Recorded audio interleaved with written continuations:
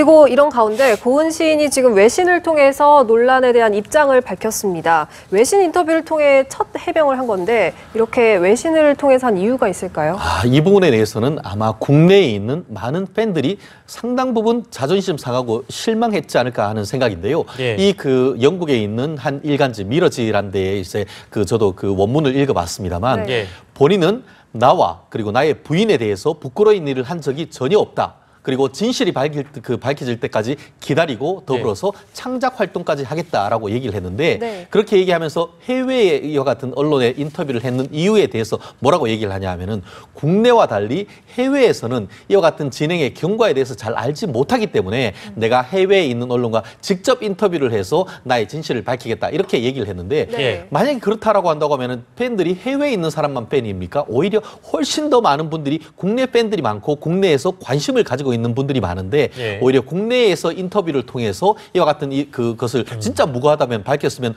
오히려 본인의 어떤 주장에 신빙성이 됐을 텐데 또 여러 가지 어떤 진술이 피해자 진술이 잇따르는 과정에서 해외 특정 언론과 인터뷰를 했다는 점에서 국민들 특히 이 많은 성원하는 분들의 실망도 그만큼 컸던 것이 아닌가 싶습니다.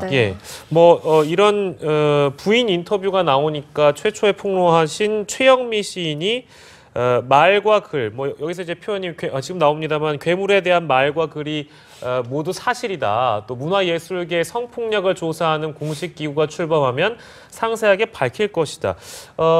양측의 입장이 이렇게 갈리기 때문에 진실 공방으로 갈 수밖에 없겠네요, 그러면. 그런데 진실 공방이 있을 때에 사실상 당사자는 일단 전혀 그런 사실이 없다고 하는 반면에 최영미 시인 같은 경우에는 괴물이다라고 표현을 하면서 아주 적나라한 있었던 피해 행위를 밝히고 있지 않습니까? 그런데 여기에서 당사자의 진실 공방을 밝힐 수 있는 제3의 증언이 또 나왔습니다.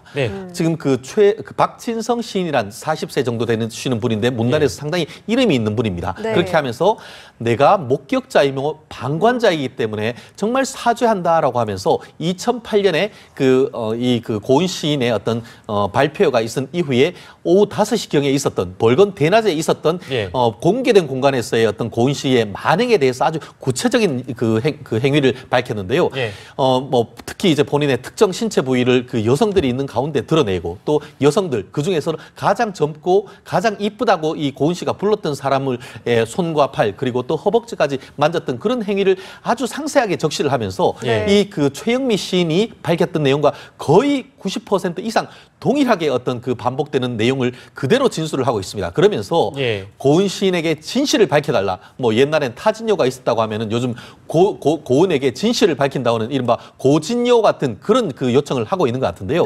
전체적인 어떤 가해자들 내지는 이 피해자들의 어떤 동일한 어떤 진술과 피해에 대한 증언이 나오면서 전체적으로 고은 시인이 한 곳으로 몰리는 그런 형국이 아닌가 생각을 합니다.